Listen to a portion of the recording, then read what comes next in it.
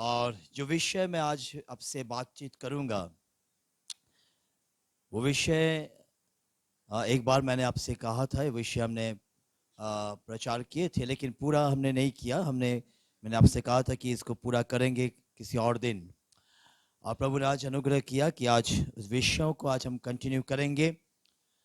और जिस बारे में बात करेंगे उससे पहले मेरे लिए एक पद को निकालिएगा और नीति वचन उसके 18 का 20 पद को पढ़ेंगे।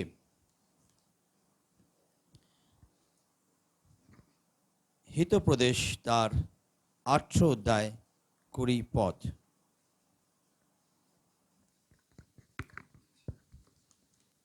मनुष्य का पेट मुंह की बातों के फल से भरता है, और बोलने से जो कुछ प्राप्त होता है उससे वे तृप्त होता है। पढ़ दीजिए।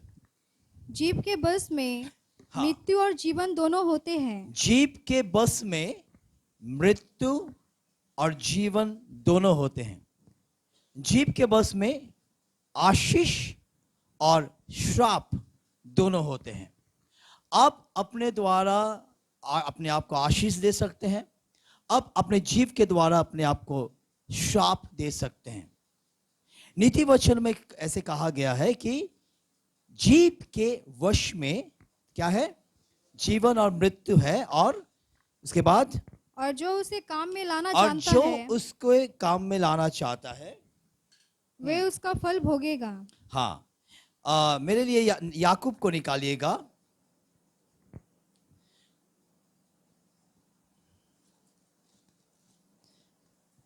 और याकूब का 3 पद को निकालिए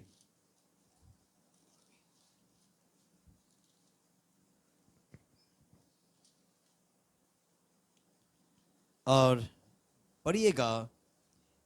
1 से पढ़िए, 1 से पढ़िए। 3 का 1 से पढ़िएगा।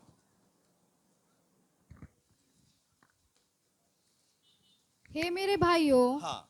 तुम में से बहुत उपदेशक ना बने, क्योंकि जानते हो कि हम उपदेश और भी दोषी ठहरेंगे। हाँ। इसलिए कि हम सब बहुत बार चूक जाते हैं। जो कोई वचन में नहीं चूकता वही तो सिद्ध मनुष्य है, हाँ। और सारी देह पर भी लगाम लगा सकता है। हाँ। जब हम अपने वश में करने के लिए घोड़ों के मुंह में लगाम लगाते हैं तो हम उनकी सारी देह को भी घुमा सकते हैं। हाँ। देखो, जहाज भी यद्यपि ऐसे बड़े होते हैं और प्रचंड वायु से चलाए जाते हैं, हाँ। तो भी एक छोटी सी पतवार के द्वारा माझी की इच्छा के अनुसार घुमाए जाते हैं। वैसे ही जीभ भी एक छोटा सा अंग है। एक छोटा सा अंग है। हालेलुया। नीति वचन में कह रहा है कि जीव के बस में जीवन है और मृत्यु है। आप इस जीव से जीवन बोल सकते हैं, आप इस जीव से मृत्यु बोल सकते हैं। और ये जीव कैसा है? याकूब क्या कहता है कि जीव एक छोटा सा अंग है। आगे पढ़िए, वहां पे क्या लिखा है? और वे हाँ, बड़ी बड़ी डींगे मारती है। छोटा सा अंग तो है, पर ये बड़ी बड़ी डींगे मारते हैं, बड़ी बड़ी बातें करते हैं। हालेलुया। ये छोटा सा जीव है। और यहां पे लिखता है कि घोड़ों और जहाज के बारे में दिया गया है, पर जीव के बारे में जब आप आगे पढ़ेंगे वहां लिखा है कि जीव को कोई भी बस में नहीं कर सकता। हालेलुया। कुछ लोग हंस रहे हैं क्योंकि पता है ना, हम जानते हैं कि हमारा जीव क्या क्या करता है। आज जिस विषय में आप लोग से बात करूंगा वो है हमारे शब्द जो हमारे जीव में आता है। कुछ बेसिक्स पद को हम पढ़ेंगे, उसके बाद में आगे फिर जाएंगे। जितना तक समय रहेगा मैं हम लोग करेंगे। फिर हमारा मेज के सेवकाई भी है आज। चलिए मेरे लिए निकालिएगा मत्ती उसका 12 का 36, 37 और 15 का 18 पद पहले निकालिए।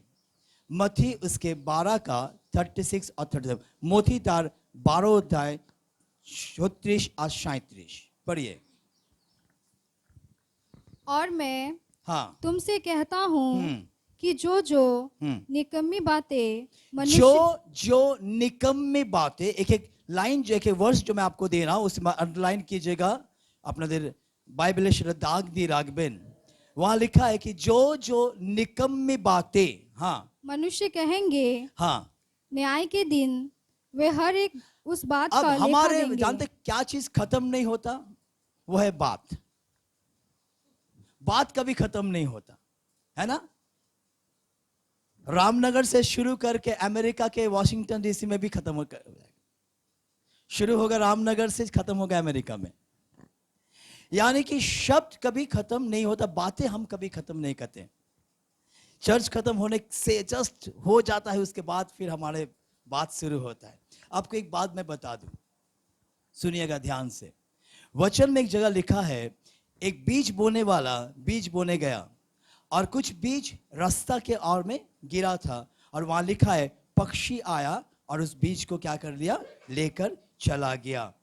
और उसके बाद जब यीशु मसीह इसको विश्लेषण कर रहा था तो वहां पे लिखा है ऐसे लोग हैं जिनका वचन तो सुनते हैं पर शैतान आता है और चोरी करके लेके जाता है। मेरे प्रियो एक बात ध्यान से सुनिएगा, जब चर्च खत्म होता है, वचन होता है या प्रेयर मीटिंग हो, चर्च हो, बचर बचर करने मत शुरू कर दीजिएगा। इसमें प्रॉब्लम क्या होता है ना, जब आप बात करना शुरू करते हो कई विषय में, शैतान आता है आपके अंदर में, जो बीज बोया गया उसको निकाल के लेके चल जाते हैं, उसको चोरी करके लेके जाते हैं और वचन आपके अंदर में फलना नहीं पाते।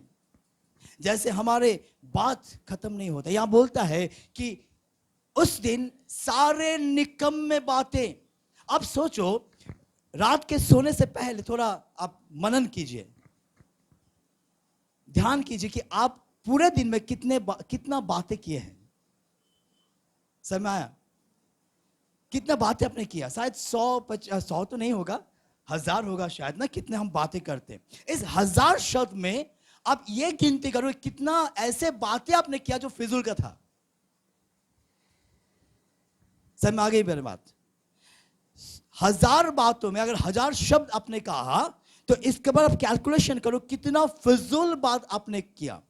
पर एक बात ध्यान से रखिएगा, उन तमाम फिजूल बात का भी परमेश्वर उस दिन में आपसे लेखा लेगा। इसलिए सावधान हो जाइए आप क्या बोल रहे हैं। इतने भी निकम्मी बातें, ऐसे कई बातें हम कहते हैं जिसका कोई मतलब ही नहीं बनता, जिसका कोई मीनिंगलेस बातें होते हैं। उन तमाम बातों को भी परमेश्वर एक दिन आपके बंदे हिसाब में लेके आएगा। ये वचन क्या था, मैंने क्या था, वचन में लिखा ही है। क्या लिखा है? बहन फिर से पढ़ दीजिए प्लीज। और मैं तुमसे कहता हूं, यीशु कहता है कि जो जो निकम्मी बातें, कि जो जो निकम्मी बातें, बांग्ला की लेखा पढ़ो, পুরোটা পড়ো। আমি তোমাদেরকে বলিতেছি মনুষ্যেরা যত অনর্থক কথা বলে, যার কোনো অর্থ নেই, মিনিং নেই, মিনিংলেস। হ্যাঁ, বিচার দিনে সেই সকলের হিসেব আপনাকে বা আমাকে দিতে হবে। मैथ्यू उसके 15 और 18 पद, ठीक है, उसको हम लोग बाद में देखते हैं। मेरे निकालिएगा पहला पत्रस 3 का 10 निकालिएगा, और याकूब जो 3 में हम लोग शुरू किए थे उसको फिर से एक बार हम शुरू से फिर से पढ़ेंगे। अच्छा, पहले याकूब 3 का 1 से पढ़ते हैं। पूरा 5 तक नहीं पढ़ेंगे, लेकिन 1-2 पढ़ेंगे। वहां पे क्या लिखा है पढ़िए, फिर हम पहला पत्रस में आएंगे। हे मेरे भाइयों, तुम में से बहुत उपदेशक ना बने, बहुत उपदेशक ना बने। क्योंकि जानते हो कि हम उपदेशक और भी दोषी ठहरेंगे। अब पता है, जितने उपदेशक है ना, प्रचारक लोग है ना, उनसे ज्यादा परमेश्वर हिसाब लेगा। बहुत बड़ा उपदेश दे रहा था ना, अब तेरे से हिसाब लूंगा। सच में ये वचन क्या था, जो उपदेशक है, जो प्रचारक है, हम लोग से ज्यादा परमेश्वर हिसाब लेगा। आगे पढ़िए। इसीलिए कि हम सब बहुत बार चूक जाते हैं। हम बहुत बातें में चूक जाते हैं। जो कोई वचन में नहीं, जो कोई शब्द में नहीं चूकता, बंगला में शायद क्या लिखा है, वो चोट ना खाए, राइट। अंग्रेजी में लिखा स्टम्बल, हो चोट ना खाए, ठीक है। जो चुक नहीं जाता, हाँ, वही तो सिद्ध मनुष्य वही है। तो सिद्ध मनुष्य है। हम सारे लोग कभी ना कभी किसी ना किसी बात में चुक जाते हैं, पर जो व्यक्ति वचन में शब्द में नहीं चुकते, या बांग्ला में अगर मैं ऐसे कहूं, होचोट ना खाए, से सिद्ध पुरुष। अब सोचो कितने ऐसे बात हमने किया जो अनर्थ था, ऐसे कितने बात किया जो परमेश्वर को महिमा नहीं दिया। एक बात मैं आप लोगों से कहता हूं, उत्पत्ति में परमेश्वर ने सारे चीज सृष्टि करने के बाद परमेश्वर ने एक शब्द को कहा, क्या कहा, आओ हम अपने स्वरूप में और समानता में क्या करें, मनुष्य को सृष्टि करें, अपने स्वरूप और समानता में। और नया नियम में ऐसे बातें हम लोग अभी गीत गा रहे थे कि हम परमेश्वर का क्या है, मंदिर है। चलिए कुछ शब्द, कुछ जल्दी जल्दी कुछ पदों को पढ़ लेते हैं।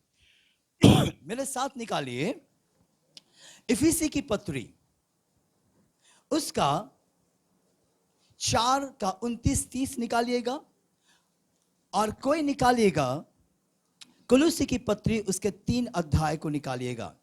कुछ लोग निकालिए इफिसी 4:29। आज कुछ रेफरेंसेस में से रेफरेंस से बात करूंगा, प्रभु अनुग्रह करे तो आने वाले समय में अगले संडे हम इसके बारे में विस्तारित में देखेंगे। आज कुछ रेफरेंसेस में दे रहा हूं आपसे, कुछ वचन का रेफरेंस आप लोग जरूर से उसको अध्ययन करेंगे अपने घर में जाकर। पहले निकालिए इफिसी 4:29 और 30 पढ़िएगा। कोई गंदी बात हाँ, तुम्हारे मुंह से ना निकले। यहां सुनिएगा ध्यान से, कोई भी गंदी बात तुम्हारे मुंह से ना निकले। क्यों परमेश्वर इस बात को कहा, क्यों पौलुस इस बात को कहता है कि तुम्हारे मुंह में कोई भी ऐसे गंदी बात ना निकले। कई बार हम गाली देने के समय भी गंदी बात निकालते हैं, झगड़ा होता है तो हम गंदी बात निकालते हैं, मजाक में भी हम गंदी बात निकालते हैं, है ना। पर यहां लिखता है कि कोई भी गंदी बात तुमसे ना निकले। हाँ, आगे पढ़ो। पर आवश्यकता के अनुसार हाँ, वही निकले। पता है क्यों गंदी बात ना निकले? क्योंकि थोड़े से पहले हमने क्या बोला कि परमेश्वर आपको और मुझको कैसे बनाया, अपने स्वरूप और समानता में। अब ध्यान से इस बात को सुनिएगा, परमेश्वर के स्वरूप और समानता का मतलब क्या है? परमेश्वर जैसा है वैसा ही आपको और मुझको बनाया। अब मेरे बात ध्यान से सुनिएगा, अगर परमेश्वर में क्या कोई गंदी बात पाया जाते हैं? नहीं। अगर परमेश्वर में कोई गंदी बात नहीं पाया जाता है तो आप में और मुझ में भी वो बात नहीं पाना चाहिए। কথা বুঝতে পারছেন আমার?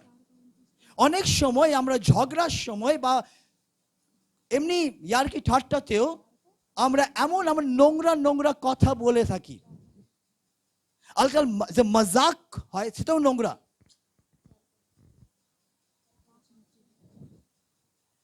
कुछ लोग मजाक करते हैं, पता कैसे? रिलेशनशिप को लेकर मजाक करते हैं। अब मान लीजिए कोई इसको क्या बोलते हैं, दादू को हिंदी में क्या बोलते हैं? नाना। अब नाना को मजाक करते हैं, तेरे पोती से शादी करवाएंगे। क्या कह रहा हूं सेंस है आप लोगों का? नहीं, हम तो मजाक कर रहे हैं। गंदी मजाक तुम्हारे मुंह से ना निकले। समझिए, रिलेशनशिप को समझिए। भले ही आप मजाक में कर रहे हैं, पर ये मजाक वल्गर है, ये गंदा मजाक है। कई लोग एक रिलेशनशिप को, मैं खोल के नहीं बोलना चाहता हूं यहां पे, पर ऐसे ऐसे रिलेशनशिप जो होता है उनके साथ भी गंदे मजाक करते हैं। दोस्त में गंदी बातें कहा जाता है। सुनिएगा, आप स्वरूप और समानता में बनाए हुए हैं परमेश्वर का। आप यीशु का मंदिर है, आपने यीशु ख्रिस्टन मंदिर। यदि आप सच में यीशु को पाया हुआ है, अगर यीशु मसीह आपको उद्धार दिया है, अगर आप यीशु मसीह के उद्धारकर्ता रूप में ग्रहण किए हैं, तो एक बात समझ लीजिए, आप पवित्र आत्मा का मंदिर है। और पवित्र आत्मा का मंदिर में कोई भी गंदी बातें या कोई भी गंदी मजाक नहीं होना चाहिए, क्योंकि आपके हर शब्द का उसने लेखा लिया जाएगा। अब जान लो कि आप और मैं कौन हूं। हम परमेश्वर के मंदिर हैं। यीशु पौलुस कहता है कि तू पवित्र आत्मा का मंदिर है, पवित्र आत्मा तुम में अंदर रहता है, परमेश्वर तुम्हारे अंदर में रहता है। कैसे आप एक रिलेशनशिप को लेके गंदे मजाक कर सकते हैं? मैं कई जगह में सुनता हूं, रिलेशनशिप तो पहचानो, कौन किसका क्या लगता है।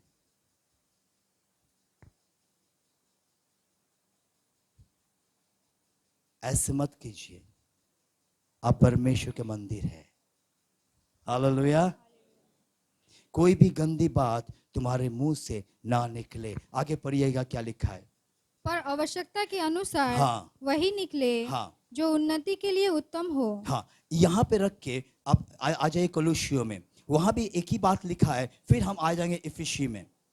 कुछ गंभीर पुण्य बातें आपको समझना है मेरे प्रियो, কিছু বিষয় আপনাকে जानते হবে। हाँ, क्या लिखा है पढ़िए जल्दी से। 3 का निकालिएगा, 3 का 8 पद पढ़िएगा। हाँ, अच्छा, उसको 7 पूरा पद अच्छी बात है, पर 7 से पढ़िएगा। हाँ, चलिए। और तुम भी जब इन बुराइयों में हाँ, जीवन बिताते थे। एक समय आप और हम बुराइयों में जीवन बिताते थे। कई लोग आज भी बिताते हैं, क्रिश्चियन होने के बाद भी बिताते हैं, बपतिस्मा लेने के बाद भी बिताते हैं। पर वचन एक बात बोलता है, एक समय तुम और हम क्या थे? बुराई में जीवन बिताते थे। उस समय हमारे विवेक, हमारे मन जो बोलता था हम वही करते थे। हमें अच्छा और बुरा समझ में नहीं आता था, है कि नहीं?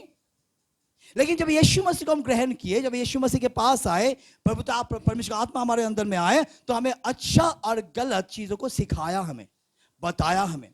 तो एक समय हम कैसे थे? बोलिए, बुराइयों में थे एक समय, गंदे चीजों में थे एक समय। पर दुख की बात है कि आज भी कई लोग बुराई में चल रहे हैं। ये दुख की बात है।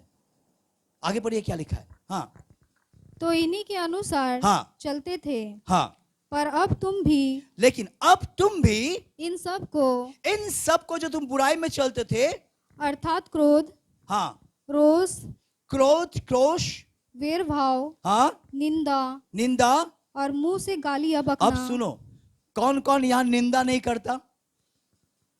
चर्च खत्म होने के बाद शुरू हो जाता है।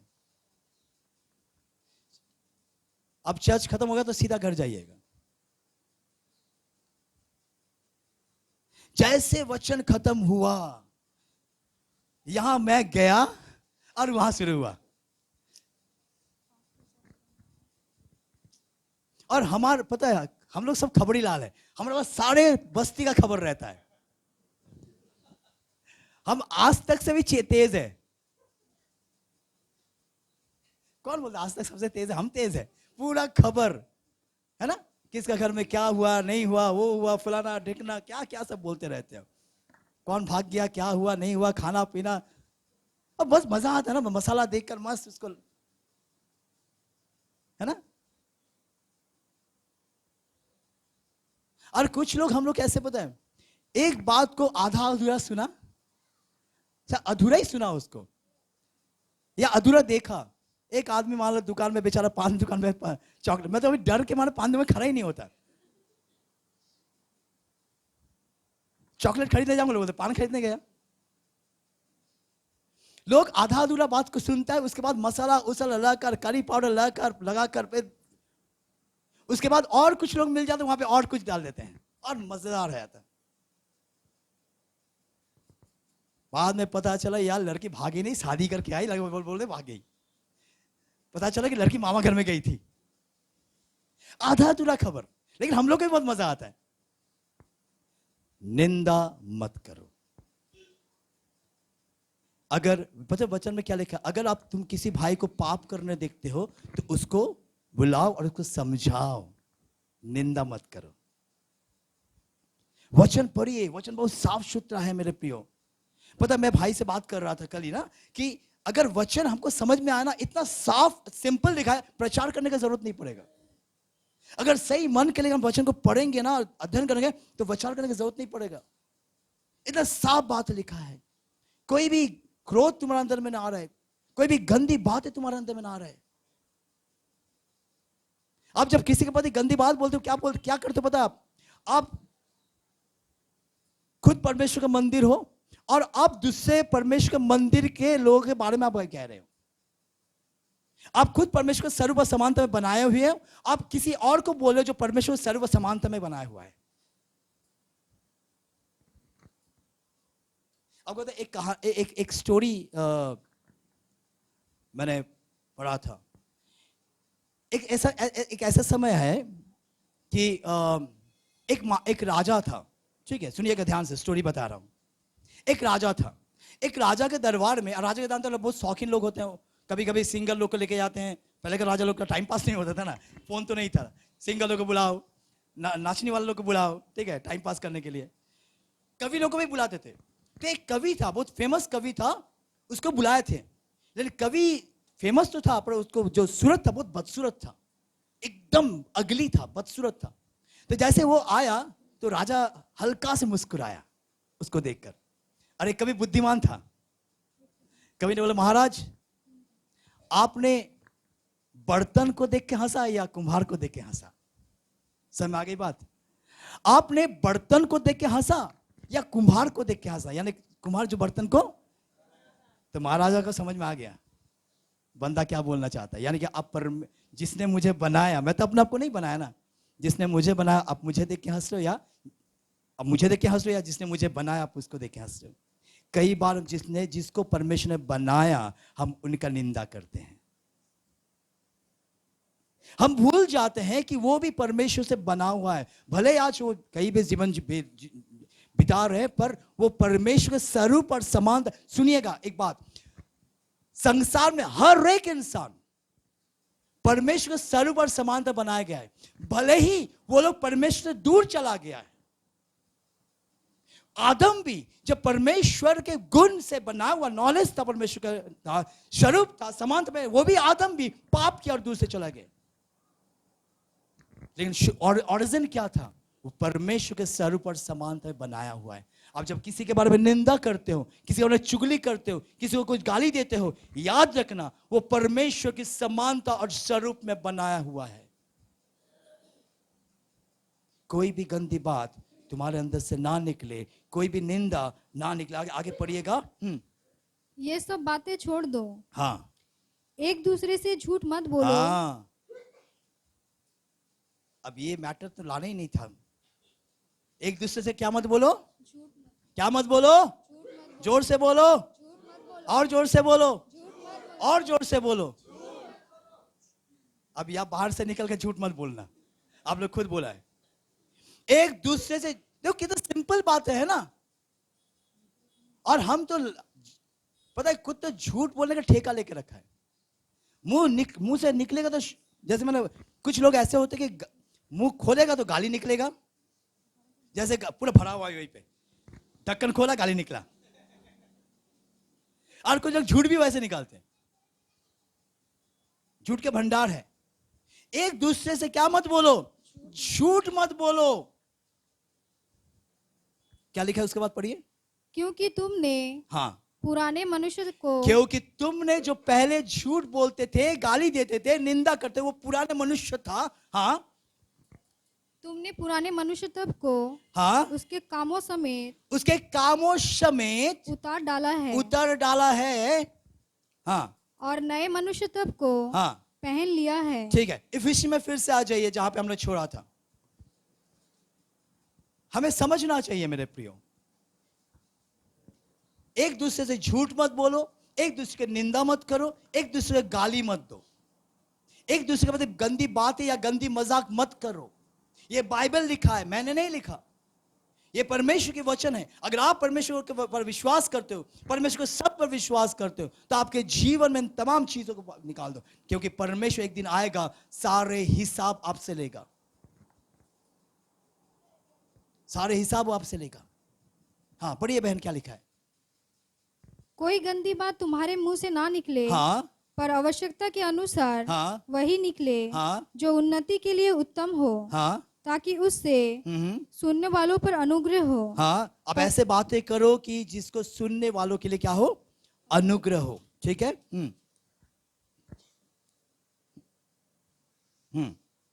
पढ़िए। परमेश्वर के पवित्र आत्मा को हाँ, शोकित मत करो। परमेश्वर का पवित्र आत्मा को शोकित मत करो। ध्यान से सुनिए, अभी ध्यान से सुनिए, सोने वाले जाग जाए, नहीं तो फिर गाना, मुझे हमें गाना गाना पड़ेगा, सोने वालों जागो सोने वालों, वक्त जाने लगा, देखो तुमको बुलाने कोई आया है। ठीक है, जाग जाओ, बहुत इंपॉर्टेंट बात कह रहा हूं। सोने के लिए आपके घर है, आप लोग आराम से जाके सो सकते हैं, यहां पर मत, या नहीं। यहां क्या कहता है कि तुम पवित्र आत्मा को शोकित मत करो। पवित्र आत्मा कहां है? अभी मुझे बताइए, पवित्र आत्मा कहां है? हाँ, कहां है? हमारे साथ। ओके, कहां है पवित्र आत्मा? हमारे अंदर में। पवित्र आत्मा बहुत ही सेंसिटिव पर्सन है। सुनिएगा, ध्यान से सुनिएगा, पवित्र आत्मा को क्या नहीं करो? शोकित मत करो। इसका मतलब क्या है कि पवित्र आत्मा शोकित होता है, वो दुखित होता है। बांग्ला में क्या लिखा है? हाँ, দুঃখিত করিও না, মানে পবিত্র আত্মা দুঃখ পায়। কখন দুঃখ পায়? कब शोकित होता है? जब आप किसी का निंदा करते हो। कब शोकित होता है? जब आप किसी को गाली देते हो, जब आप झूठ बोलते हो, जब आप गंदी बात बोलते हो। परमेश्वर की आत्मा, पता है परमेश्वर का आत्मा किससे कंपेयर किया गया है? यीशु मसीह जब बपतिस्मा लेकर उठा तो कौन कौन आया? आया ना? पवित्र आत्मा था क्या वो? नहीं, पवित्र आत्मा का एक सिंबल था। कबूतर पवित्र आत्मा नहीं है, आग पवित्र आत्मा नहीं है, पानी पवित्र आत्मा नहीं है, वो एक सिंबल, एक चिन्ह है पवित्र आत्मा। अब मुझे बताओ, अगर कबूतर पवित्र आत्मा होता, क्या शोकित होता वो? आग अगर पवित्र आत्मा होता, क्या शोकित होता? आग दुखित, आग को कभी देखा दुख करके बैठा हुआ है? पानी, मुझे बताओ शोकित कौन होता है? हाँ, जोर से बोलो ना बाबा। इंसान होता है ना। तो पवित्र आत्मा क्या है? इंसान है। अंग्रेजी में लिखा है ही किसको कहता है?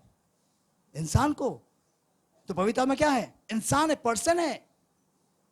उसको अंदर फीलिंग्स है, इमोशन है। जब आप कुछ करते हो ना, वो दुखित होता है, वो शोकित होता है। समझ आ गई मेरी बात? तो यहां पे क्या लिखता है कि जब हम ऐसे गाली देते हैं, जब हम ऐसे कुछ बातें करते हैं, तो पवित्र आत्मा शोकित होता है। वचन कहता है पवित्र आत्मा को शोकित मत करो। Don't grieve the holy spirit. जब हम कुछ ऐसे हरकत करते हैं, पवित्र आत्मा दुखित होता है मेरे प्रिय। बहुत सेंसिटिव है। पता है अंग्रेजी में कबूतर जो है, एक्चुअली अंग्रेजी में वो डोव कहा गया, डव। पीजियन यानी कि हिंदी में एक ही शब्द आया कबूतर, लेकिन अंग्रेजी में जो पीजियन है एक है, और एक हमारा जो बांग्ला घुघु बोली, घुघु। आप कहते हैं उसका वो और भी सॉफ्ट है, पायरा थे वो आरो आरो आरो डेलिकेट। वही आया था यीशु मसीह के ऊपर में, पवित्र आत्मा का एक सिंबल आया था। यानी कि पवित्र आत्मा क्या है? एक इंसान है, एक डेलिकेट इंसान है, एक सेंसिटिव इंसान है, पर्सन है वो। परमेश्वर के जितना गुण था है, यीशु मसीह में जितना गुण है, पवित्र आत्मा में उतना ही गुण है। इसलिए तो तीनों एक है। इसलिए यहां पे कहता है कि पवित्र आत्मा का शोकित मत करो। जब हम ऐसे कुछ बातें करते हैं तो पवित्र आत्मा क्या करता है? शोकित होता है। ऐसे बातें मत करो। चलो एक आखिरी पद पढ़ के हम आज इस खत्म करेंगे, फिर आने वाले समय में देखेंगे।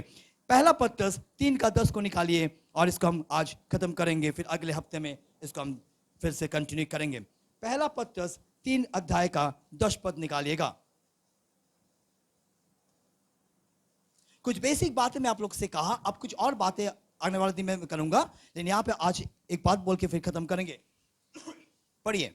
क्योंकि हाँ, जो कोई जीवन की इच्छा रखता है, अब सुनिएगा, जो कोई जीवन का इच्छा रखता है, बंगला में क्या लिखा है? सुनिएगा, अंग्रेजी में लिखता है the one who wants to enjoy life। जीवन को क्या करता है? एंजॉय करता है, उपभोग करे। एंड सी गुड डेज, अच्छे दिन को देखना चाहता है। अच्छे से बात ध्यान से सुनिएगा, खत्म करेंगे हम यहां पे। जो इंसान जीवन एंजॉय करता है, अभी किस में एंजॉय करना? पापों में नहीं रे बाबा, गंदी चीजों में नहीं। एंजॉय का भी और भी कुछ होता है। गंदी चीज में भी लोग एंजॉय करते हैं, शराब में लोग एंजॉय करते हैं, मजाक में लोग एंजॉय करते हैं, वल्गर पिक्चर्स में जो मूवीज आते हैं उसमें एंजॉय करते हैं लोग, गंदे गंदे चीजों में एंजॉय करते हैं। वो एंजॉय नहीं है, प्रभु में एंजॉय करना, प्रभु जो जीवन दिया उसमें एंजॉय करना। समझ आ रही बात? बुझते का था। तो यहां लिखता है जो व्यक्ति अपने जीवन को एंजॉय करना चाहता है और अच्छे दिन देखना चाहता है। अब मुझे बताओ, यहां पे कौन है आप जो अच्छे दिन नहीं देखना चाहते हैं? चलो मुझे आप बताओ, कौन कौन अच्छा दिन देखना चाहते? हाथ उठाओ। देखना चाहते हो ना? सब लोग अच्छे दिन देखना चाहते हैं। क्या लिखा है, पढ़िए। क्या? जो कोई हाँ, जीवन की इच्छा रखता है, हाँ, और अच्छे दिन देखना चाहता हाँ, है, वे अपनी जीभ को वे अपनी जीव को, हाँ, बुराई से और अपने होठों को छल की बातें करने से रोके रहे। रोकता। अगर आप अच्छे दिन देखना चाहते हो, सुन लो, अगर आप जीवन को एंजॉय करना चाहते हो, अगर आप आनंद में, खुशी में, शांति में रहना चाहते हो, यीशु मसीह कहता है जो मैं जीवन देने आया हूं वो जीवन अबंडेंस जीवन है, भरपूरी का जिंदगी है। यीशु मसीह हमें कमी घटी में नहीं रखना चाहता है, यीशु मसीह भरपूरी का जिंदगी देना चाहता है। यीशु मसीह मैं इसीलिए तो आया हूं, यीशु मसीह कहता है। उसके पहले कहता है चोर चोरी करने आता है, नाश करने आता है, वगैरह वगैरह। लेकिन यीशु मसीह मैं इसीलिए तो आया हूं ताकि तुम क्या पाओ? जीवन पाओ। और कैसा जीवन पाओ? भरपूरी का, बहुतायत का जीवन पाओ। और यहां वचन लिखता है जो बहुतायत का जीवन देखना चाहते, एंजॉय करना चाहते हैं, अच्छे दिन देखना चाहते हैं, अपने होठों को रोक ले, अपने जीभ को रोक ले बुराई से। अगर आप बुराई करते रहोगे, लोग बुराई करते रहोगे, तो मैं आपसे एक बात कहना चाहूंगा, आप कभी भी अच्छे दिन नहीं देख पाओगे। आपके पास सब चीजें तो रहेंगे, ऐशो आराम रहेंगे, पैसा रहेगा, कोई भी घटी नहीं होगा, फिर भी आप अच्छे दिन नहीं देख पाओगे, फिर भी आप अपने जीवन को एंजॉय नहीं कर पाओगे, क्योंकि आप सिर्फ बुराई किए हैं।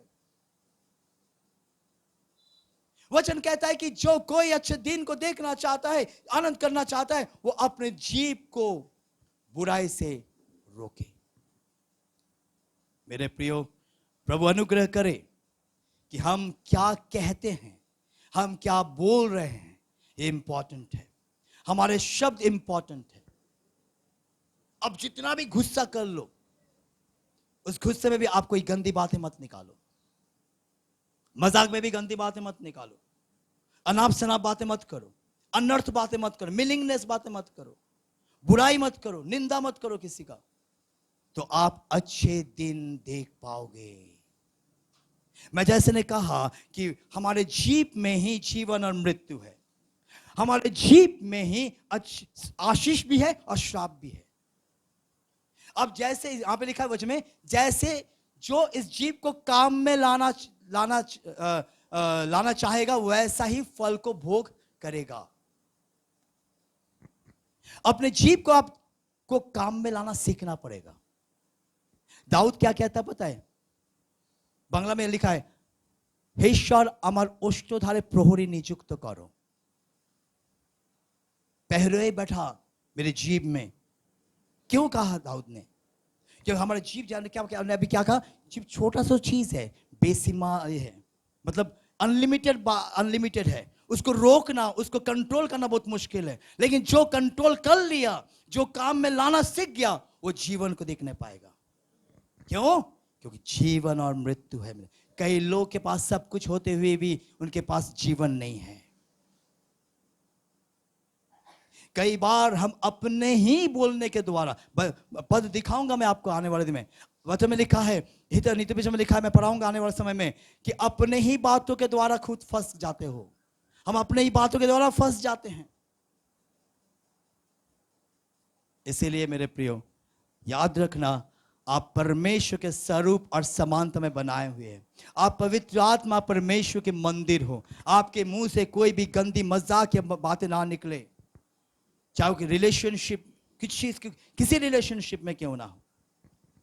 आपको समझना चाहिए कि आपके साथ उसका रिलेशन क्या है, या उनके साथ उनका रिलेशन क्या है। मत करना। आपको शायद ये बात समझ में नहीं आता, आपको उस मजाक की बात को भी वहां से लेखा देना पड़ेगा। हमको बहुत मजा आता है सुनने में भी, हम हंसते भी है, वाह बहुत मजा आया, क्या बोल दिया ना, क्या मजाक की बात है, हंस लो। उस दिन हिसाब देना पड़ेगा आपको। अब मजाक में सहमत हो रहे हो ना, उस दिन आपको हिसाब देना पड़ेगा।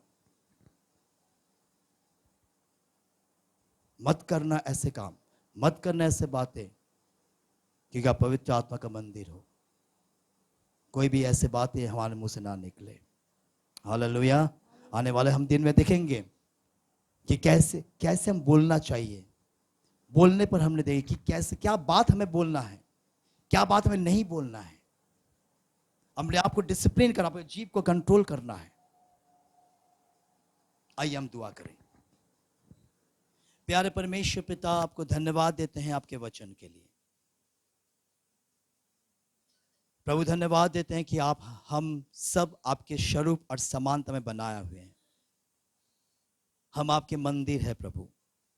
ये बातों को समझने में हमें सहायता करना, हमें अनुग्रह करना, ताकि प्रभु ऐसे कोई भी बातें हमारे मुंह से ना निकले, चाहे गंदी बातें हो, झूठ बातें हो, कोई मजाक हो, अनर्थ बातें हो। प्रभु हमें अनुग्रह करना, ताकि हम अपने जीव को कंट्रोल कर पाए, हम अपने जीव को काम में ला सके। क्योंकि हमने वचन में देखा, जीव में जीवन और मृत्यु है। प्रभु हमें अनुग्रह करना। इस समय जब मेज की सेवकाई में जाते हैं, पवित्र आत्मा परमेश्वर हम सभी पर अनुग्रह करना। अपने अपने शरीर, मन, प्राण, आत्मा को आपके हाथ में समर्पण करते हैं। हमें सहायता करना पवित्र होने में, नम्र होने में, दीन होने में प्रभु, और बड़ी पवित्रता के साथ, बड़ी भक्ति के साथ आपके मेज के सम्मुख आने में सहायता करना। यीशु के नाम से मांगते हैं, आमीन।